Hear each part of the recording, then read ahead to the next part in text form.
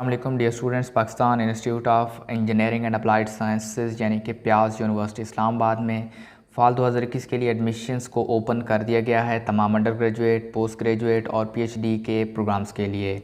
तो आज की स्टडी में आप लोगों को कंप्लीट इन्फॉर्मेशन देने वाले हैं और साथ साथ कुछ यूनिवर्सिटी के बारे में इंपॉर्टेंट इन्फॉर्मेशन जिनके बारे में आपको जानना बहुत ज़रूरी है। फ़र्स्ट ऑफ़ ऑल इन्हीं के बारे में डिस्कस करते हैं, उसके बाद एडमिशन के बारे में कंप्लीट डिटेल से बात करेंगे। 1967 में रिएक्टर स्कूल के नाम से कायम होने वाला इदारा जिसकी management Pakistan Atomic Energy commission के सुपुर्द है, 1976 में सेंटर फॉर न्यूक्लियर स्टडीज़ के नाम से मंसूब किया गया। इसी इदारे को 1997 में अपग्रेड करके प्याज का नाम दे दिया गया और डिग्री अवार्डिंग इंस्टीट्यूट का दर्जा रखते हुए सन 2000 में पीएचडी डिग्री देने वाली यूनिवर्सिटी बन गई। यूनिवर्सिटी में 200 के लगभग फैकल्टी मौजूद है, जिससे तकरीबन 150 प्लस ऐसे फैकल्टी मेंबरान हैं जो पीएचडी की डिग्री रखते हैं। University Higher Education Commission, Pakistan Engineering Council और पाकिस्तान एटॉमिक एनर्जी कमीशन से एफिलिएट है। यूनिवर्सिटी का मेन कैंपस इस्लामाबाद में नीलौर में वाक़ है। अगर रैंकिंग्स की बात करें तो हायर एजुकेशन कमीशन की सबसे पहली रैंकिंग जो कि 2006 में हुई थी, उसमें इस यूनिवर्सिटी को बेस्ट इंजीनियरिंग यूनिवर्सिटी का रैंक दिया गया और टाइटल मिला। 2012 में इसी यूनिवर्सिटी को 2013 की रैंकिंग में अपना मकाम इस यूनिवर्सिटी ने बरकरार रखा और नंबर 1 यूनिवर्सिटी इंजीनियरिंग के डिपार्टमेंट में रही है। क्यूएस वर्ल्ड रैंकिंग में शानदार दर्जा हासिल है इस यूनिवर्सिटी को। 2021 की क्यूएस वर्ल्ड रैंकिंग के मुताबिक 373वें नंबर पर मौजूद है, जबकि 2019 की क्यूएस अंडर 50 रैंकिंग के मुताबिक ये यूनिवर्सिटी दुनिया की टॉप 50 यूनिवर्सिटीज़ में से 46वें नंबर पर रही है, जबकि क्यूएस एशिया रैंकिंग में 168 नंबर पर मौजूद है, यानी कि 168 नंबर पर इस यूनिवर्सिटी को रैंक किया गया है। पाकिस्तान में रिसर्च और स्टैंडर्ड के लिहाज से इंटरनेशनल लेवल की बेहतरीन यूनिवर्सिटी है। यूनिवर्सिटी में ऑन कैंपस लाइफ भी इंतहाई इंटरेस्टिंग है। यूनिवर्सिटी के पास तमाम तालीमी सहूलियात और रिसर्च सेंटर्स मौजूद हैं। इसके अलावा तलबा के लिए हॉस्टल और ट्रांसपोर्ट की फैसिलिटी भी अवेलेबल है। डियर स्टूडेंट्स, प्याज यूनिवर्सिटी इस्लामाबाद साल में सिर्फ एक ही दफ़ा एडमिशन ऑफ़र करती है। इस वक्त फ़ाल 2021 के लिए एडमिशन ओपन हैं, जिनमें अंडर ग्रेजुएट, पोस्ट ग्रेजुएट और पीएचडी के प्रोग्राम्स ऑफ़र किए जा रहे हैं। अगर हम लोग एडमिशन शेड्यूल की बात करें तो एडमिशन जो है वो 23 मई 2021 से तमाम प्रोग्राम्स में स्टार्ट किए गए हैं और अप्लाई करने की आखिरी तारीख 5 जुलाई 2021 है। अगर हम लोग एंट्री टेस्ट की बात करें तो बीएस प्रोग्राम्स के लिए रावलपिंडी और इस्लामाबाद के सेंटर्स पर 8 अगस्त को टेस्ट रखा गया है। इसके अलावा बाकी जितने भी सेंटर्स होंगे उनके लिए बीएस का टेस्ट जो है, बीएस के प्रोग्राम्स के लिए जो एंट्री टेस्ट है वो 1 अगस्त को लिया जाएगा।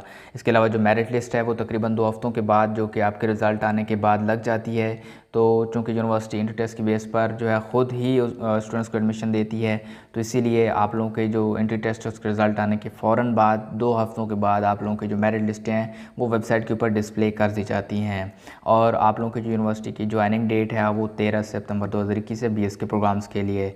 ताहम जितनी भी यूनिवर्सिटियाँ होती हैं वो अपनी डेडलाइन जब उनके करीब आती है तो अपनी डेडलाइन को एक्सटेंड भी कर सकती हैं। एंट्री टेस्ट का शेड्यूल तब्दील हो सकता है या जो मेरिट लिस्टें हैं वो देर सवेर हो सकती है। तो जो भी शेड्यूल जिसमें तब्दीली आएगी तो आप लोगों को इस चैनल के ऊपर कंप्लीट इन्फॉर्मेशन प्रोवाइड की जाएंगी। इसके अलावा अगर हम लोग एमएस की बात करें तो इसके लिए जो एंट्री टेस्ट रखे गए हैं जो कि रावलपिंडी और इस्लामाबाद के सेंटर्स पर हैं वो 7 अगस्त 2021 को लिए जाएंगे।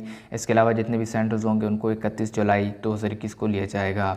इसके अलावा जब आप लोगों का एंट्री टेस्ट हो जाता है और उसके बाद जो है 2 हफ्ते के बाद आप लोगों का जो है रिज़ल्ट भी आ जाता है, लेकिन उसके बाद आप लोगों के इंटरव्यूज़ भी होते हैं और इंटरव्यूज़ 23 अगस्त से 4 सितंबर 2021 तक रखे गए हैं। और इंटरव्यूज़ के बाद आप लोगों की यूनिवर्सिटी जो है आप लोगों का मेरिट डिटरमाइन करती है ख़ुद से और इस बात का एनालिसिस करती है कि क्या स्टूडेंट को एडमिशन मिलना चाहिए या नहीं। जिन स्टूडेंट्स का एडमिशन हो जाता है उनकी लिस्ट लगा दी जाती है और लिस्ट लगाने के बाद 8 नवंबर 2021 को आप लोगों की क्लासेस ज्वाइन करने का टाइम है। जितने भी एमएस और पीएचडी के प्रोग्राम्स हैं उनके लिए शेड्यूल बिल्कुल सेम है। डियर स्टूडेंट्स, यूनिवर्सिटी की तरफ से ऑफर करदा प्रोग्राम्स की बात करते हैं, लेकिन उससे पहले आप लोगों को ये बताता चलूँ कि यूनिवर्सिटी की तरफ से जो प्रोग्राम्स एमएस में ऑफ़र किए जाते हैं उनमें 3 तरह की कैटेगरीज होती हैं। एक तो ये है कि आप लोग रेगुलर फ़ी की बेस पर भी एडमिशन हासिल कर सकते हैं। अगर आप लोग ब्रिलियंट स्टूडेंट हैं तो आप फेलोशिप भी हासिल कर सकते हैं। फेलोशिप 2 तरह की है, एक आईटी एंडोमेंट फ़ंड स्कॉलरशिप की फ़ेलोशिप है और एक पाकिस्तान एटॉमिक एनर्जी कमीशन की फ़ेलोशिप है। अब जो प्रोग्राम्स मैं आप लोगों को बताऊं वो फ़ेलोशिप यानी कि पाकिस्तान एटॉमिक एनर्जी फ़ेलोशिप और रेगुलर फ़ी दोनों की बेस पर ऑफ़र किए जा रहे हैं। उनमें MS material engineering, mechanical engineering, nuclear engineering, process engineering, systems engineering, electrical engineering, mineral resource engineering, medical physics, chemistry, ये जो प्रोग्राम्स हैं ये फ़ेलोशिप जो कि पाकिस्तान एटॉमिक एनर्जी की तरफ से फ़ेलोशिप मिलती है और रेगुलर फ़ी दोनों की बेस पर ऑफ़र किए जा रहे हैं। आपकी मर्ज़ी आप जिस बेस पर अप्लाई करें। इसके अलावा एमएस कंप्यूटर साइंस और एमएस साइबर सिक्योरिटी जो है ये फ़ेलोशिप और IT एंडोमेंट फंड स्कॉलरशिप की बेस पर भी और साथ ही साथ रेगुलर फ़ी की बेस पर भी ऑफ़र किए जा रहे हैं। इसके अलावा MSc nuclear medicine, radiation and medical oncology, इसके अलावा जो है ये जो प्रोग्राम हैं ये सिर्फ़ और सिर्फ जो एमएससी के 2 प्रोग्राम्स हैं ये सिर्फ़ और सिर्फ रेगुलर फ़ीस की बेस पर ऑफ़र किए जा रहे हैं। इसके अलावा एमएस न्यूक्लियर पावर इंजीनियरिंग जो है वो सिर्फ़ और सिर्फ फ़ेलोशिप की बेस पर ऑफ़र किया जा रहा है, रेगुलर फ़ी पर नहीं है। ताहम MPhil biotechnology, MPhil biological sciences ये जो हैं ये भी सिर्फ रेगुलर फ़ी की बेस पर ऑफ़र की जा रही हैं। और साथ साथ आप लोगों को ये भी बताता चलूँ कि MS nuclear power engineering fellowship वाला प्रोग्राम और एमफिल बायोटेक्नोलॉजी और एमफिल बायोलॉजिकल साइंसेस के जो प्रोग्राम है ये तीनों प्रोग्राम जो हैं ये इस्लामाबाद कैंपस पर अवेलेबल नहीं है, ताहम ये कराची और फैसलाबाद कैंपस पर अवेलेबल हैं और वहाँ पर ऑफ़र किए जा रहे हैं। इसके अलावा बीएस के लिए ऑफ़र करदा प्रोग्राम्स में BS electrical engineering, mechanical engineering, chemical engineering, metallurgy and materials engineering, computer and information sciences और बीएस फिज़िक्स के प्रोग्राम ऑफ़र किए जा रहा है। याद रखिएगा जितने भी प्रोग्राम हैं जो कि बीएस के प्रोग्राम हैं वो सिर्फ़ और सिर्फ मेन कैंपस इस्लामाबाद में ही ऑफ़र किए जा रहे हैं और सिर्फ़ रेगुलर फ़ी पर ही होते हैं, इसके अलावा कोई फ़ेलोशिप नहीं होती। जबकि पीएचडी एकेडमिक प्रोग्राम्स की बात करें तो पीएचडी में PhD materials engineering, mechanical engineering, nuclear engineering, chemical engineering, electrical engineering और फ़िज़िक्स, केमिस्ट्री ये जो प्रोग्राम है और साथ साथ पीएचडी बायोटेक्नोलॉजी और बायोलॉजिकल साइंसेस जो हैं इनमें जो प्रोग्राम ऑफ़र किए जा रहे हैं वो सिर्फ़ और सिर्फ रेगुलर फ़ी पर ऑफ़र किए जा रहे हैं। ताहम पीएचडी कंप्यूटर साइंस का जो प्रोग्राम है वो IT एंडोमेंट फ़ंड और रेगुलर फ़ी दोनों बेसिस पर ऑफ़र किया जा रहा है। इसमें जो कि पीएचडी के प्रोग्राम्स हैं उनमें जो बायोलॉजिकल साइंसेस और बायोटेक्नोलॉजी का प्रोग्राम है वो फैसलाबाद कैंपसेस पर ऑफ़र किए जा रहे हैं। इसके अलावा बाकी तमाम जो प्रोग्राम्स हैं वो इस्लामाबाद कैंपस पर ऑफ़र किए जा रहे हैं। प्यारे बच्चों, अगर एलिजिबिलिटी क्राइटेरिया की बात करें तो बीएस के प्रोग्राम्स में अप्लाई करने के लिए ज़रूरी है कि आप लोगों के मैट्रिक और इंटरमीडिएट के अंदर मिनिमम 60% मार्क्स होने ज़रूरी हैं। अगर ओ या ए लेवल किया है तभी आप लोगों के मिनिमम 60% मार्क्स होने ज़रूरी हैं। अगर कम्बिनेशंस की बात करें तो ऐसे स्टूडेंट जिन्होंने फ़िज़िक्स, केमिस्ट्री और मैथ के साथ किया यानी कि एफएससी प्री इंजीनियरिंग किया है या फिर प्री मेडिकल किया है लेकिन एडिशनल मैथ का पेपर दिया, एडिशनल मैथ का पेपर दे चुके हैं तो फिर उन स्टूडेंट्स के लिए ये है कि वो तमाम प्रोग्राम्स में अप्लाई कर सकते हैं। लेकिन ऐसे स्टूडेंट जिन्होंने फ़िज़िक्स और मैथ पढ़ी है अपने इंटरमीडिएट के अंदर एज अ मेजर सब्जेक्ट वो स्टूडेंट, और ऐसे स्टूडेंट जिन्होंने प्री मेडिकल किया है वो स्टूडेंट, और ऐसे स्टूडेंट भी जिन्होंने कंप्यूटर साइंस, स्टैटिस्टिक्स और मैथ को एज अ मेजर सब्जेक्ट पढ़ा है वो सारे स्टूडेंट जो है वो कंप्यूटर साइंस और इंफॉर्मेशन साइंसेस में अप्लाई कर सकते हैं। ताहम ऐसे स्टूडेंट जिन्होंने फ़िज़िक्स मेजर सब्जेक्ट के तौर पर पढ़ा है या फिर प्री मेडिकल किया हुआ है वो स्टूडेंट सिर्फ और सिर्फ फ़िज़िक्स के अंदर अप्लाई कर सकते हैं। इसके अलावा जो DAE के स्टूडेंट हैं वो सिर्फ और सिर्फ इंजीनियरिंग के प्रोग्राम्स में अप्लाई कर सकते हैं, वो फ़िज़िक्स या इंफॉर्मेशन साइंसेज और कंप्यूटर साइंसेज में अप्लाई नहीं कर सकते, सिर्फ और सिर्फ इंजीनियरिंग में के प्रोग्राम्स में अप्लाई कर सकते हैं। इसके अलावा ऐसे स्टूडेंट जिनका रिज़ल्ट नहीं आया इंटरमीडिएट का या ए लेवल का वो स्टूडेंट अपने प्रीवियस मार्क्स की बेस पर भी अप्लाई कर सकते हैं और उनके लिए ज़रूरी है कि ऐसे स्टूडेंट जब एडमिशन उनका कंफर्म हो जाए तो उसके बाद जब ज्वाइन कर रहे हो यूनिवर्सिटी को यानी कि आप लोगों का रिज़ल्ट आने के बाद कम से कम 60% मार्क्स होने ज़रूरी हैं। अगर हम लोग एमएस के प्रोग्राम्स के लिए एलिजिबिलिटी क्राइटेरिया की बात करें तो एमएस के प्रोग्राम्स 3 तरह के ऑफ़र किए जा रहे हैं, जैसे कि हम ऑलरेडी जिक्र कर चुके हैं कि एक पैक की तरफ से फ़ेलोशिप है, एक एंडोमेंट फ़ंड की तरफ से जो है आप लोगों के लिए फ़ेलोशिप है और एक रेगुलर बेसिस पर यानी कि रेगुलर फ़ीस पर है। अब जो स्टूडेंट रेगुलर फ़ी पर अप्लाई कर रहे हैं या पैक फ़ेलोशिप के लिए अप्लाई कर रहे हैं या IT एंडोमेंट फ़ंड के लिए अप्लाई कर रहे हैं तो इन तमाम स्टूडेंट्स के लिए ज़रूरी है कि अपना जो कैरियर है थ्रू आउट यानी कि एमएस से पहले तक यानी कि आप लोगों ने जो लास्ट डिग्री की है चाहे बीएस किया है चाहे आपने एमएससी की है, आपकी अपनी लास्ट डिग्री तक जो थ्रू आउट कैरियर है आपका एजुकेशनल, उसमें कोई सेकंड डिवीज़न नहीं होनी चाहिए, आपकी फ़र्स्ट डिवीज़न रिक्वायर्ड है। ताहम आप लोगों को ये अलाउ किया गया है कि कम से कम अगर आप लोगों की सेकंड डिवीज़न है भी तो एक ही डिग्री के अंदर चलेगी, और आप लोगों की जो बिल्कुल आखिरी डिग्री है उसमें सेकंड डिवीज़न नहीं होनी चाहिए। उससे पिछली किसी डिग्री में अगर एक सेकंड डिवीज़न है तो भी काम चल जाएगा। और इसके अलावा जो स्टूडेंट पैक की फ़ेलोशिप के लिए अप्लाई कर रहे हैं उनके लिए एज लिमिट भी है, और एज लिमिट ये है कि अगर आप लोगों ने MBBS किए हुए डॉक्टर हैं तो आपकी एज लिमिट मैक्सिमम 32 ईयर। इसके अलावा जितने भी स्टूडेंट होंगे उनके लिए 27 ईयर यानी कि 27 ईयर मैक्सिमम एज होनी चाहिए। इसके अलावा जो स्टूडेंट अप्लाई कर रहे हैं, जितने भी स्टूडेंट हैं जो BS की बेस पर अप्लाई कर रहे हैं, वो भी पैक फेलोशिप के लिए 4 ईयर मास्टर्स की बेस पर, तो ऐसे स्टूडेंट्स के लिए ज़रूरी है कि अगर उन्होंने केमिस्ट्री, कंप्यूटर, जियो फिज़िक्स या फिर जियोलॉजी की डिग्री हासिल की है तो उन्होंने फ़िज़िक्स और मैथ को एज अ मेजर सब्जेक्ट या अंडर ग्रेजुएट लेवल पर पढ़ा होना ज़रूरी है। इसके अलावा जो स्टूडेंट IT एंडोमेंट फ़ंड या फिर रेगुलर बेस पर अप्लाई कर रहे हैं उनके लिए ये शर्त बिल्कुल भी नहीं है, और ना ही कोई एज लिमिट रखी गई है ऐसे स्टूडेंट्स के लिए। बस ये है कि आप लोगों की जो फर्स्ट डिवीज़न है वो होनी ज़रूरी है, और आप लोगों की जो सेकंड डिवीज़न है वो सिर्फ और सिर्फ एक ही अलाउ की गई है। PhD के प्रोग्राम्स के लिए एलिजिबिलिटी क्राइटेरिया ये है कि जो स्टूडेंट PhD के लिए अप्लाई करना चाहते हैं उनके पास 18 साल एजुकेशन की डिग्री होनी चाहिए, यानी कि MS की या MPhil की या इसकी इक्विवेलेंट कोई भी डिग्री 18 साल एजुकेशन पूरी होनी चाहिए। और जो आप लोगों की डिग्री है MS MPhil की जो आखिरी डिग्री है उसमें आप लोगों के जो मार्क्स है वो मिनिमम 3.0 आउट ऑफ 4.0 CGPA होनी चाहिए, 70% मार्क्स होने चाहिए MS MPhil के अंदर। जबकि इससे जो छोटी बाकी डिग्रियां हैं अंडर ग्रेजुएट लेवल पर, इंटरमीडिएट और जो मैट्रिक की डिग्रियां हैं उनमें आपके कम से कम 60% मार्क्स एनुअल सिस्टम में, या अगर आप लोगों का सेमेस्टर सिस्टम था तो 2.5 CGPA आउट ऑफ 4.0 होने ज़रूरी है।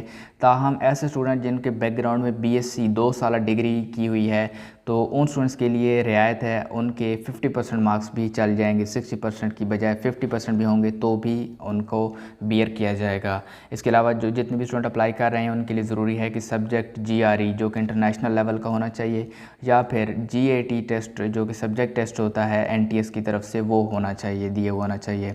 और इसके अलावा जो NOC है वो भी चाहिए होगी ऐसे स्टूडेंट से जो स्टूडेंट सर्विंग है, यानी कहीं पर जॉब कर रहे हैं या कोई ना कोई मतलब कि फेलोशिप के अंदर हैं, वो कहीं पर पार्टनरशिप के अंदर हैं या किसी यूनिवर्सिटी के अंदर या कहीं भी जॉब कर रहे हैं किसी भी सूरत में, तो अपने एम्प्लॉयर से एक NOC यानी कि नो ऑब्जेक्शन सर्टिफिकेट वहाँ पर यूनिवर्सिटी में जमा करवाना होगा कि उनको कोई ऑब्जेक्शन नहीं है आपके पढ़ाई की तरफ से, ठीक है।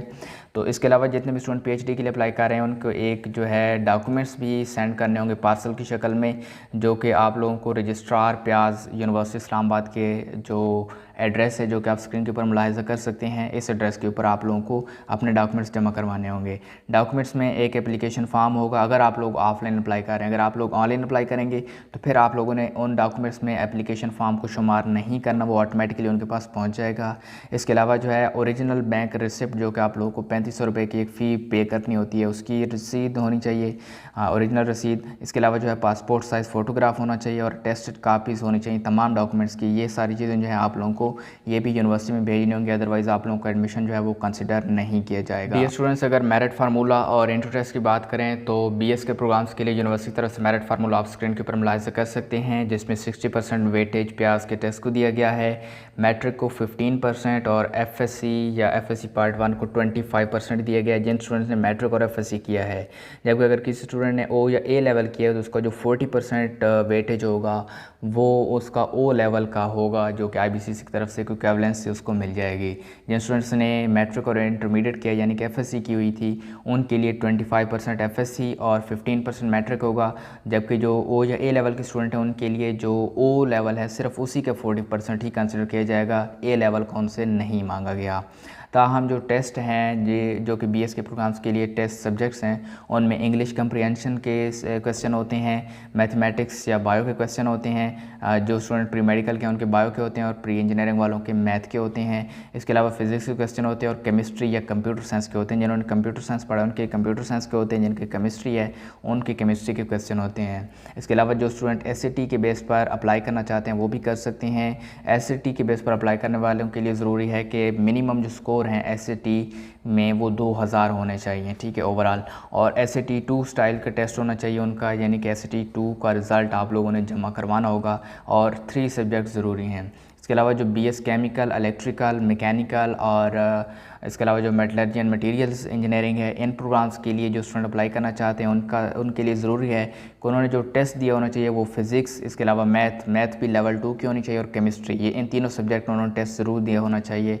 और जो student BS computer and information sciences या फिर BS फिज़िक्स के लिए अप्लाई करना चाहते हैं SAT की बेस पर, उनके लिए ज़रूरी है कि वो कोई से 3 जिनमें से फ़िज़िक्स, मैथ, केमिस्ट्री और बायो, इन चारों सब्जेक्ट में से कोई से 3 सब्जेक्ट भी दिए होने चाहिए, तो फिर उन लोगों का जो है SAT बेस पर भी एडमिशन हो सकता है। फिर उनका जो है प्यास की तरफ से जो इंटर टेस्ट होता है वो नहीं लिया जाएगा। और प्यास की यूनिवर्सिटी में जो आप लोगों का रिज़ल्ट है, जो कि आपके SAT का रिज़ल्ट है, वो पहुंचाने की आखिरी डेट वही है जो अप्लाई करने की आखिरी डेट है। और जो इंस्टीट्यूशनल कोड है यूनिवर्सिटी का वो 7272 है, जिससे आप लोगों के SAT के स्कोर यूनिवर्सिटी को रिसीव हो सकते हैं। अगर MPhil के एंट्री टेस्ट की बात करें तो MPhil के एंट्री टेस्ट का जो वेटेज है या जो क्वालिफ़िकेशन का वेटेज है वो यूनिवर्सिटी की तरफ से रिवील नहीं किया जाता, क्योंकि यूनिवर्सिटी खुद इस बात को एनालाइज़ करती है कि किस स्टूडेंट को एडमिशन दिया जाए और किस स्टूडेंट को एडमिशन नहीं दिया जाए आप लोगों के एंट्री टेस्ट, इंटरव्यूज़ और सारी प्रोग्रेस की बेस पर। जबकि आप लोगों के लिए जो एंट्री टेस्ट होता है उसके लिए एक स्पेशल किस्म का सिलेबस होता है, मतलब आप लोगों की एक आउटलाइन होती है, जैसा कि आप स्क्रीन के ऊपर मुलाहिज़ा कर सकते हैं। काफ़ी बड़ी आउटलाइन है, तो इसको मैंने डिस्क्रिप्शन में नीचे वीडियो के नीचे लिंक दे दिया है। आप लोग वहाँ से उस लिंक के ऊपर क्लिक करके डायरेक्ट इसको डाउनलोड करके देख सकते हैं कि कौन कौन से आप लोगों को जो सब्जेक्ट है उसको कितने % वेटेज दिए गए और कौन कौन से टॉपिक शामिल हैं, यानी कि आप लोगों का जो आउटलाइन है एंट्री टेस्ट की वो क्या होगी MS के स्टूडेंट के लिए, जो स्टूडेंट MS MPhil के लिए अप्लाई करना चाह रहे हैं या MSc के लिए अप्लाई करना चाह रहे हैं। अगर फ़ीस स्ट्रक्चर की बात करें तो आप स्क्रीन के ऊपर डिटेल फ़ीस स्ट्रक्चर BS के प्रोग्राम्स के लिए मुलाहिज़ा कर सकते हैं, जिनमें तमाम चार्जेस की तफसील मौजूद है। ताहम फर्स्ट सेमेस्टर के लिए जो फ़ीस स्ट्रक्चर यूनिवर्सिटी की तरफ से पेश किया गया है उनमें electrical engineering, materials and metallurgical engineering में जो फ़ीस स्ट्रक्चर है फर्स्ट सेमेस्टर को 90,000 है, सिंपली विदाउट ट्रांसपोर्ट और हॉस्टल। जबकि मैकेनिकल इंजीनियरिंग के लिए 87,700 है पर semester. BS computer science and information sciences और इसके अलावा BS फिज़िक्स के लिए जो फ़ीस स्ट्रक्चर है वो 85,400 है। जबकि BS केमिकल इंजीनियरिंग के लिए जो फ़ीस स्ट्रक्चर है वो 83,100 है। और इसके अलावा जो अगर कोई स्टूडेंट ट्रांसपोर्ट की फ़ैसिलिटी अवेल करना चाहता है तो उसको एक्स्ट्रा 11,000 रुपीज़ चार्ज किए जाएंगे, और कोई हॉस्टल की फ़ैसिलिटी अवेल करना चाहता है तो उसको तकरीबन 19,500 रुपीज़ चार्ज किए जाते हैं। ताहम दूसरे सेमेस्टर से आप लोगों की जो फ़ीसें होती हैं वो कम हो जाती हैं, क्योंकि पहले सेमेस्टर में सारी फ़ीसें शामिल होती हैं जिनमें नॉन रिफंडेबल फ़ीसें भी होती हैं, जो कि दूसरे सेमेस्टर में फिर आप लोगों से नहीं ली जाती हैं और उससे ऑनवर्ड नहीं ली जाती। अगर MS के फ़ीस स्ट्रक्चर की बात करें तो MS का जो फ़ीस स्ट्रक्चर है वो है 71,600 पर 12 क्रेडिट आवर्स। अब डेफिनेटली मैं उम्मीद करता हूँ कि आप लोगों का लेवल इतना है कि आप लोगों को क्रेडिट आवर्स समझ आते हैं कि क्रेडिट आवर्स क्या होते हैं, क्योंकि आप लोग जो है अंडर ग्रेजुएट लेवल गुजार कर आ चुके हैं और आपको इस बात का अंदाज़ा है। तो आप लोगों की जो फ़ी है वो क्रेडिट आवर्स के हिसाब से ली जाती है। पर 12 क्रेडिट आवर्स जो है आप लोगों से 71,600 रुपये वसूल किए जाते हैं और एक ही फ़ी रखी गई तमाम प्रोग्राम्स के लिए। जबकि हॉस्टल और ट्रांसपोर्ट की फैसिलिटी की जो फ़ी है वो बिल्कुल वैसी ही 11,000 ट्रांसपोर्ट की और तकरीबन 20,000 हॉस्टल की फ़ी रखी गई है। इसके अलावा जितने भी स्टूडेंट हैं जो PhD के प्रोग्राम्स में अप्लाई करना चाहते हैं उनका जो फ़ीस स्ट्रक्चर है वो भी आप लोग स्क्रीन के ऊपर मुलाहिज़ा कर सकते हैं डिटेल से। ताहम जो शार्ट फ़ीस स्ट्रक्चर है वो तमाम प्रोग्राम्स के लिए 64,700 रुपये पर 9 क्रेडिट आवर्स आपसे वसूल किया जाता है। ताहम जो ट्रांसपोर्ट की फैसिलिटी है उसके लिए 11,000 और हॉस्टल के लिए तकरीबन 20,000 रुपये आपसे वसूल किए जाते हैं। और फाइनली अगर हम लोग स्कॉलरशिप्स की बात करें तो जितने भी स्टूडेंट स्कॉलरशिप बेस पर अप्लाई करते हैं जिनको फेलोशिप मिलती है उनकी तो ऑलरेडी फेलोशिप मिल जाती है उनको, उनके पास बहुत बड़े बड़े स्कॉलरशिप होते हैं। ताहम ऐसे स्टूडेंट जो रेगुलर बेस पर अप्लाई करते हैं और उनका एडमिशन होते हैं और भारी फ़ी पे नहीं कर सकते तो उनके लिए पूरे पाकिस्तान से जितने भी जो स्कॉलरशिप होते हैं वो अवेलेबल होते हैं, जिनमें PIF के स्कॉलरशिप होते हैं, जिनसे आपके पास एहसास के स्कॉलरशिप होते हैं, HEC की तरफ से जो नीड बेस्ड स्कॉलरशिप है वो अवेलेबल होता है। इसके अलावा जो गवर्नमेंट और प्राइवेट सेक्टर की जितने भी इदारे हैं जो किसी भी किस्म का कोई स्कॉलरशिप देते हैं पाकिस्तान के अंदर, वो तमाम के तमाम स्कॉलरशिप बाकी यूनिवर्सिटियों की तरह इस यूनिवर्सिटी में भी आपके पास अवेलेबल होते हैं। डियर स्टूडेंट्स, फाइनली अगर हम लोग बात करें कि आप लोगों को अप्लाई कैसे करना है तो तमाम स्टूडेंट्स को जिस भी डिग्री प्रोग्राम में अप्लाई करना चाहते हैं सिर्फ़ और सिर्फ ऑनलाइन ही अप्लाई कर पाएंगे। याद रखिएगा प्याज का जो ऑनलाइन एप्लीकेशन सिस्टम है वो काफ़ी ज़्यादा डिफ़िकल्ट है, तो इसके लिए आप लोगों की हेल्प के लिए मैंने एक डिटेल वीडियो तरतीब दी है। आप लोगों को इसी वीडियो के नीचे डिस्क्रिप्शन में लिंक मिल जाएगा और ऊपर इसी वीडियो के स्क्रीन के ऊपर आप देख सकते हैं, ऊपर आई बटन में भी आप लोगों को एक लिंक नज़र आ रहा होगा ऊपर, उसके ऊपर भी आप लोग क्लिक करके उस वीडियो को देख सकते हैं और इस वीडियो के एंड पर भी आप लोगों को मिल जाएगा कि आप लोगों को प्याज में एडमिशन के लिए अप्लाई कैसे करना है। उसमें मैंने डिटेल लाइव आप लोगों को अप्लाई करके दिखाया है और मुकम्मल तरीक़ाकार बताया। याद रखिएगा, तमाम प्रोग्राम्स के लिए अप्लाई करने की एक फ़ीस भी होती है जो कि एप्लीकेशन प्रोसेसिंग फ़ी कहलाती है, और वो फ़ी प्याज की तरफ से 3500 रुपये रखी गई है ऑन टाइम। अगर आप लोग लास्ट डेट से एक हफ़्ता जो है लेट भी हो जाते हैं तो आप लोगों को 4000 रुपया उसकी फ़ी पे करनी होती है। आई होप इस वीडियो ने आपकी कुछ ना कुछ हेल्प की होगी। लाइक कर दीजिएगा अगर वाकई में आपको वीडियो पसंद आई है तो। और भी पूरे पाकिस्तान से यूनिवर्सिटीज़ और स्कॉलरशिप्स की कंप्लीट इन्फॉर्मेशन चाहते हैं तो इस चैनल को सब्सक्राइब कर सकते हैं अगर आप चाहें तो, ताकि आप लोगों को नोटिफिकेशन मिलते रहें। खैर मिलते हैं किसी और वीडियो में, तब तक अपना बहुत सारा ख्याल रखिएगा। मेरी तरफ से सब लोगों को अल्लाह हाफ़िज़।